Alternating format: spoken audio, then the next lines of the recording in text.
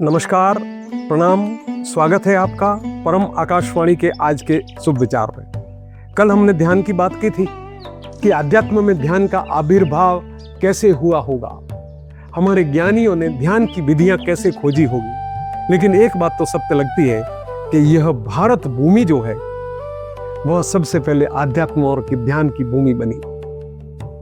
दुनिया के प्रारंभ में मनुष्य के मन में अध्यात्म का भाव या ध्यान का जन्म इसी भूमि पर हुआ, क्योंकि यह वेद की भूमि है, अवतारों की भूमि है और इसी ने पूरे विश्व को ज्ञान का पाठ पढ़ाया है।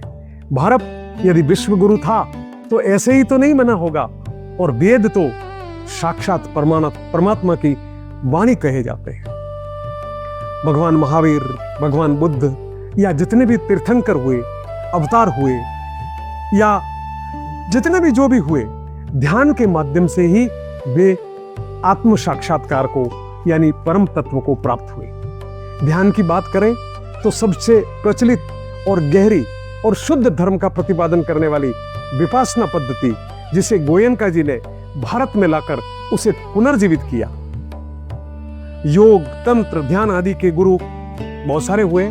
पतंजलि, भगवान शिव, गुरु गोरखनाथ, अगस्त्य मुनि, और अभी कुछ समय पहले की बात करें 20वीं-21वीं सदी की तो जय कृष्णमूर्ति, ओशो रजनीश, श्यामाचरण लाहिड़ी, योगी योगानंद, ब्रह्मर्षि पत्री जी और भी न जाने कितने कितने सब बुद्धों ने मनुष्य को ध्यान में उतरने के लिए, भीतर के रहस्यों का रसास्वादन करने के लिए अनेक विधियां दी हैं, जो मात्र पढ़कर ज्ञानी बनने के लिए नहीं बल्कि परम तत्व को प्राप्त कर मनुष्य योनि को सार्थक करने के लिए दी गई।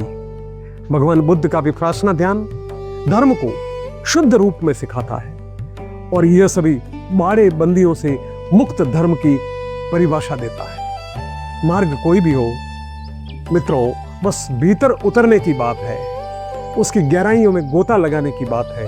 स्वयं को जानने की खोज से बड़ी खोज आखिर क्या हो सकती है? कुछ भी नहीं। शुभ प्रभात, आपका दिन मंगलमय हो। प्रणाम।